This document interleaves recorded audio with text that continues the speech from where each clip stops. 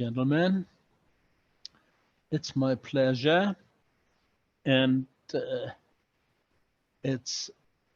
I'm right, the 6th Wide Bandgap event since I started it, and for several reasons we are in digital version this year. We look all forward to do let's say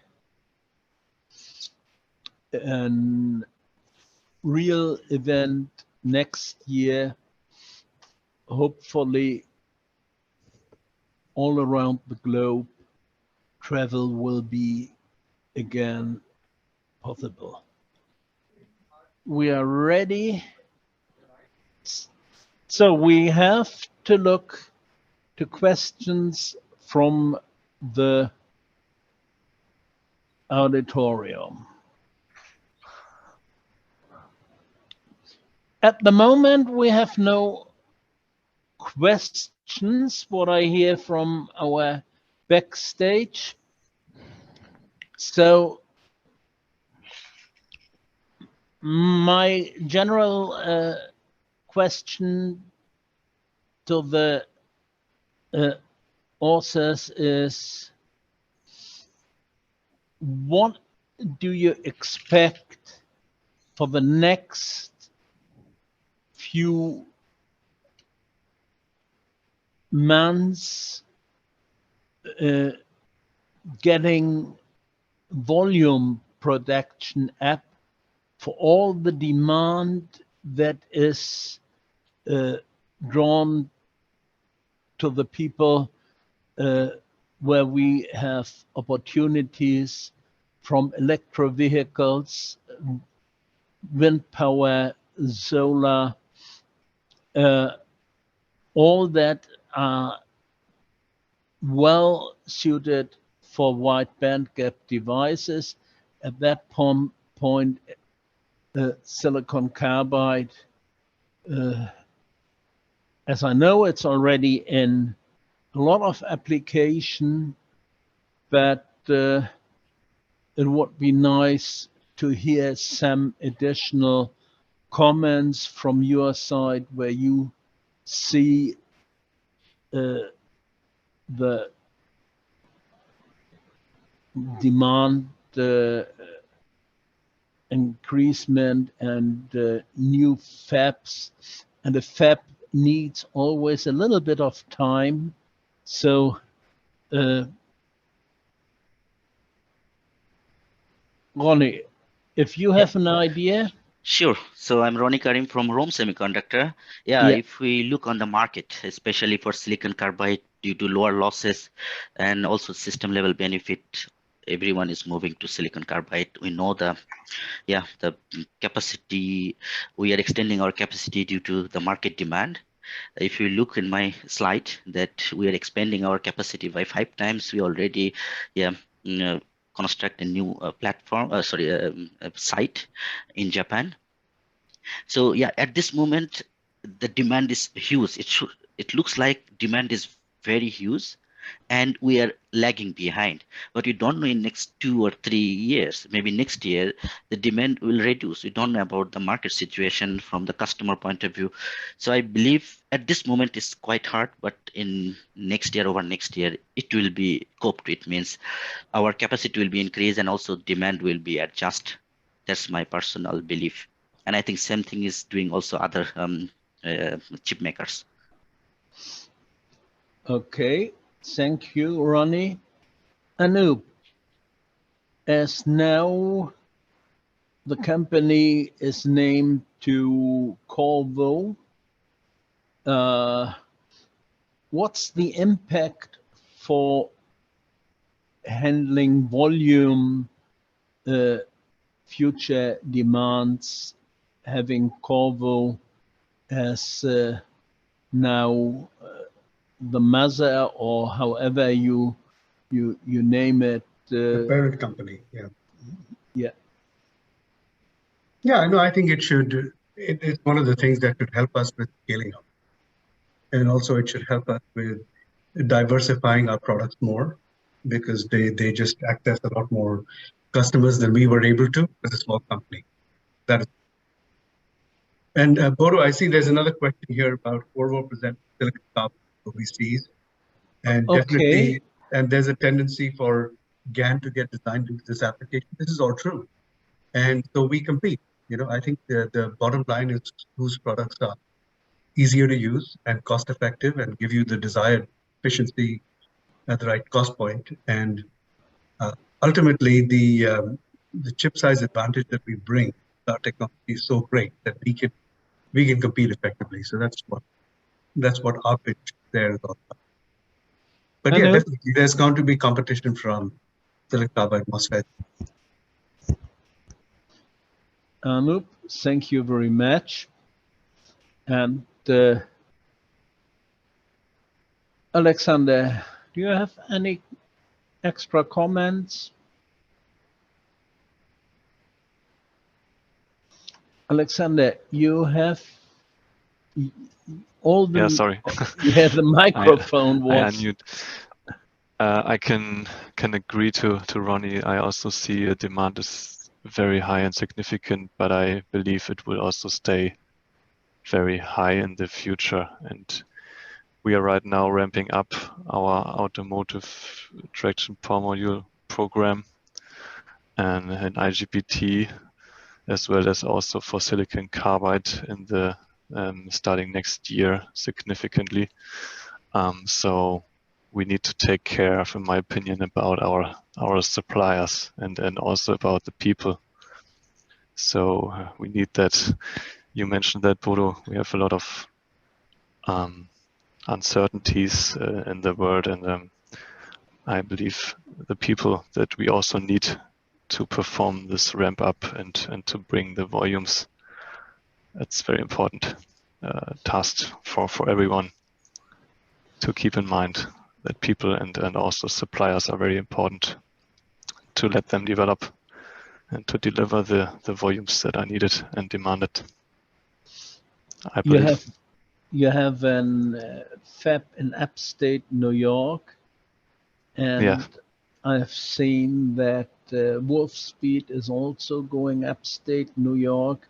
So I expect that it's close you by. have a close work together in the module business. You are focusing there. Yeah, I think it's known. We are working close together with, for example, with Wolfspeed, but also with other suppliers. Our factory in upstate New York is very close to each other, so there's for sure a few synergies that we can use there. It's a great place, and we have a few lines, production lines are in the planning for this factory in upstate New York. It's a great place to set up the factory. Yeah, a couple of years ago, I visited the place, so I have good memories there. Mm. You are sitting in Flensburg in the moment. Looks nice, your office where you are sitting in Flensburg. Yeah, we are still growing. We're growing a lot, and I'm sure everybody is growing today. And we are also getting a lot of new colleagues, like 30, 50, or even more a year. And so we are enlarge our office space, and COVID is actually not really hitting anymore.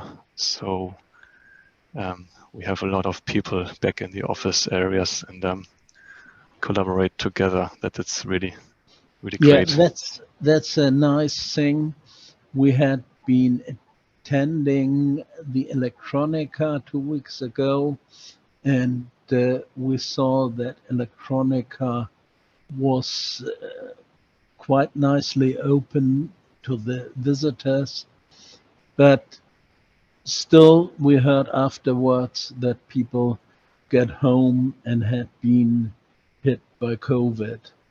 Yes. But that's a They're still thing we have to be careful, and I'm especially very careful as from some kind of health situations. I need to be very careful. So we all look forward that COVID will become a non-important discussion point. I see Sichao from Infineon. So my question also to him. Oh, there is a question reel coming up. For the 2 kilovolt discrete mounted on the heatsink, the clearance between the pin and the heatsink will be the same as standard TO247? If yes, then how to solve that? Hello. So, yeah. Yes, please. The question Go finished? ahead, Sichao. Yeah. Okay, so I think implementation is written. So for the discrete part, we made a special package for the 2 kV devices. So it's not a standard TO247 pins, but it's a special developed housing or package for this 2 kV in discrete, and so we have a higher clearance as well as the creepage distance for that to meet the application requirements. Okay. Is this a JEDEC confirmed package, or is it just an in-house package that Infineon has started? This, I think it's a new package. I'm not sure whether this is a JEDEC confirmed package. So this I can take over to my colleagues. Okay. I remember that TO247 had a long history coming from TO3 metal, and TO3 metal came from the glass tube holder with the 2 points to screw down.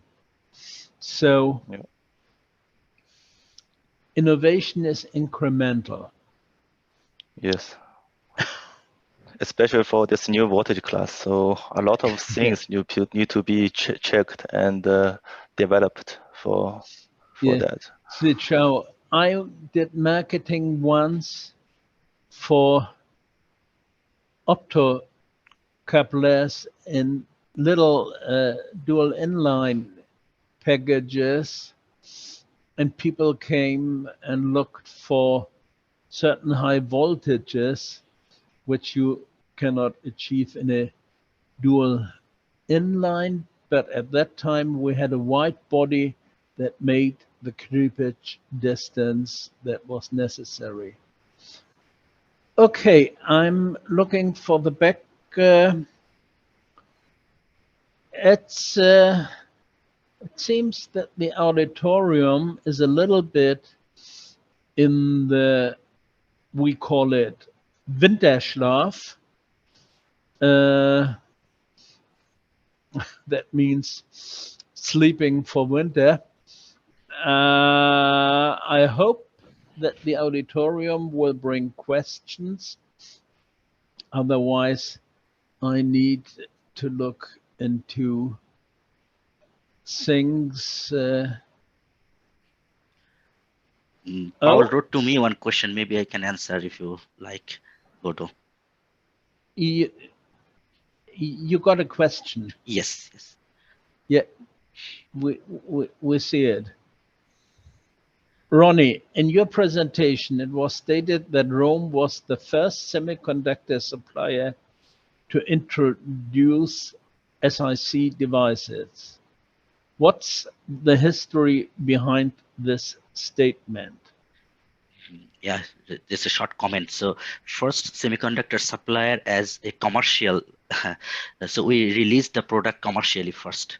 That's the main reason I said. Perhaps other chip maker also developed, but it was not commercially. But we are the first. ROHM is the first chips maker who developed commercially silicon carbide. That's the reason behind. I hope I answered your question. That sounds good. Thank you, Rony.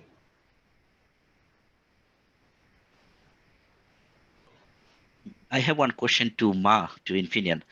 Can I ask? Yeah, go Sure. ahead. So, Of course. yeah. So you the question come at 2 kilovolt. So my question is, you have 1200 volt, 1700 volt, and also 2 kilovolt in 20247 package. So the material group is same, or I mean, how you expand the creepage distance? Is the material group you change and you keep the creepage distance same, or is the similar same material group and you expand the creepage distance? That's Okay, so that's a quite difficult question to answer. So first of all, so I'm responsible for the module business. You know, Infineon has module and discrete business. So I'm responsible for the module part. I'm not too deep dive for the discrete part. For the package, I would say in the end, you need to meet the clearance and creepage distance requirement of customer, right? So I don't think the material group has too much has an impact on it. But finally, so we need to combine both. Need to combine distance and the material group. So in the end, the voltage is a final checking point for that. Thanks. Okay. Do we got some? No. Any cross questions between the authors? Would I have a comment? Yeah. When Stumpf is speaking, I would like to send a big compliment to Mr. Ma, to Infineon, to talk about reliability, to talk about tests, to talk about conditions. I think this is the right way where we have to go. We talk about performance in 10 years, and if we will proceed talking only about performance, we will not move forward. But we should start to talk about reliability, because it's the main question today for the users, it's the main hesitation point. And thank you very much to Infineon. Yeah, very appreciate Eugen, your comments. So we also believe so reliability is very, very important, especially for the new technology. Silicon carbide is still quite a new technology. So we believe here we need to be very, very careful. So to not move that fast, to focus on the performance. Also need to keep our eye on the reliability of the customer system. I fully understand, Sichao, that this is a real good message to the engineers in the field. When I introduced IGBTs in the mid-80s, the question was also for the reliability and how they perform. Performing was one side, but the reliability was the other side. And I'm talking about the COMFET, the first IGBT who got introduced. And also that time we were looking for volume applications. And sometimes at that time it was a foot processor from the company Brown, using it for the motor drive, and was the first commercial IGBT usage in the world in '87. Okay, that's history looking backwards. Now there is a question to Mitsubishi. Question on S5 SiC power device motivation and hesitation. Eugen Stumpf. Screening at chip and module production for minimizing field failure. How? Bodo, I think it's the same question what I got On PCM, on your discussion forum, I would like to confirm that we do screening on chip level, that we do screening, additional screening on module level, just to avoid, how to say, go weak module into the field. How we do this? Please keep this in knowledge on my desk. But again, what we're doing, we should suppress failure rate at the beginning, or how to say, the early failure rate, and also random failure rate below silicon. If we cannot do this, the acceptance of silicon carbide will be not there. And this again, reliability. That will be the main focus or the main task next weeks or next years. We're out, we can calculate, we're out, we have our test data, we have our formula, we have modules. This is no problem, but this is estimated failure, but how to say, expected failure, sorry. But how to avoid non-expected failure? In my opinion, just screening will help. Yeah, and there are technical several ways to do it proper. Sure. And we need to keep in mind we have ambitious goals on decarbonization. So it's also on the other side, a strong push to deliver silicon carbide technology to the market. And we are ramping up already silicon carbide. We are, thanks to all the great silicon carbide manufacturing companies. I can name all of them. We are already receiving silicon carbide MOSFET with very high quality maturity.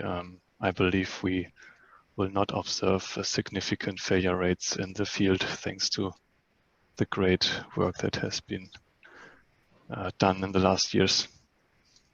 I'm just saying reliability, of course, very important topic for the future as well when we try to further reduce RDS on and so on and shrink of the dies.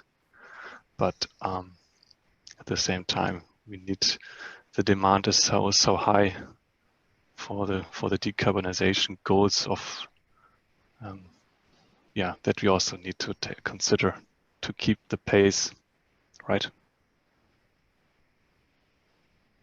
And to further push for the technology. Thank you, Alexander.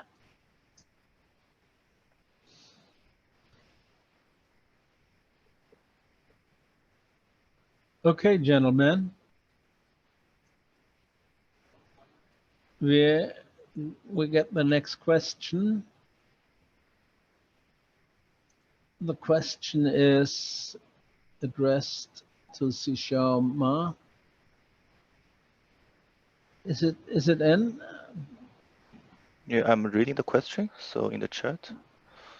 So the Okay, question. I don't see it at the moment. So is Normally, the 2 kV devices, 2 kV device, or it could be used at higher voltage?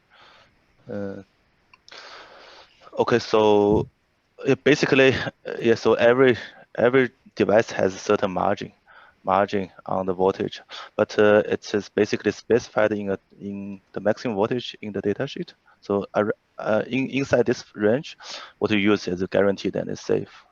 Outside voltage, it's difficult to guarantee. Then I'm fully with you, Sichao Ma. Thinking back in the mid-90s, I was out to a customer, and this customer got 600 volt IGBTs, and they claimed that they were all failing. And I went to visit them and got the income testing people to the table and looked to the protocol. And I asked the testing technician why he tests to the maximum leakage. Yes, he said, because it's in the data sheet. And I said, okay, but when you test to the maximum leakage, you let the blocking voltage run up to 1,000 and 1,100 volt.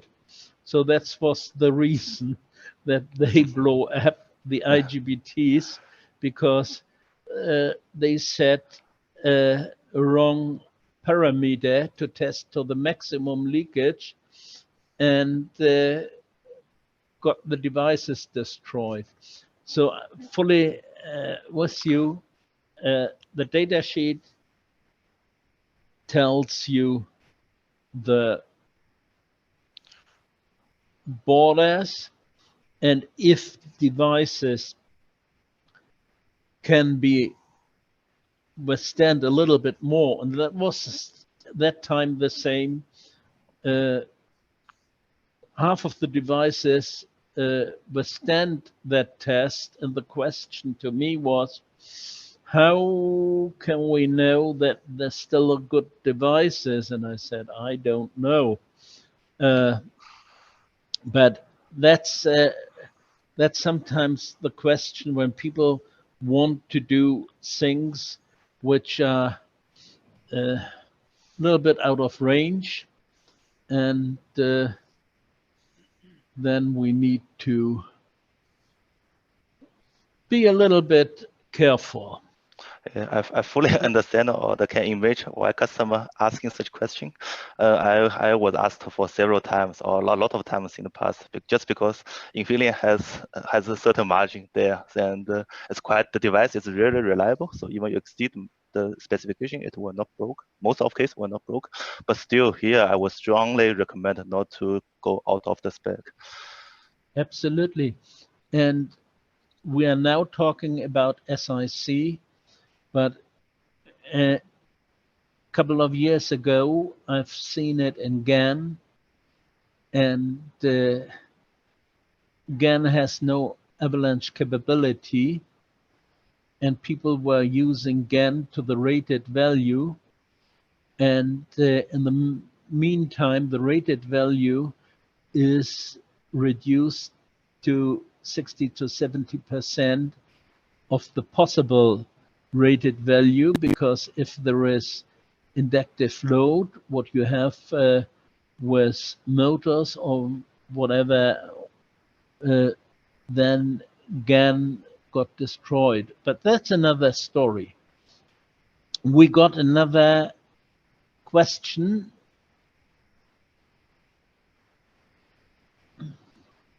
IG FETs versus JFETs. Applications of JFETs is developed not only by Qorvo, but by many GaN companies. The gate oxide is a pain for performance for 650 volt FETs and for reliability. EFX, ROHM, how do you see the risk that EG FETs are dropped because JFETs are accepted by the application designers for cost and reliability reasons? It's a question to all. We now need to see who should start. We can ask Eugen to start. I think the questioner asked about gallium nitride or also for silicon carbide. That is not clear. Must be understand question, yeah. Mm-hmm. And second thing is, I will definitely take this question and I will talk with our application engineer to answer it more in detail from ROHM side. Okay. The people who had put up the questions we have on file, and we could follow up with you, Rony, and with Eugen, or whoever from our session now will answer to that question. We are at the point that we have utilized our slot very efficient, and I will thank you all making the Wide Bandgap event a success.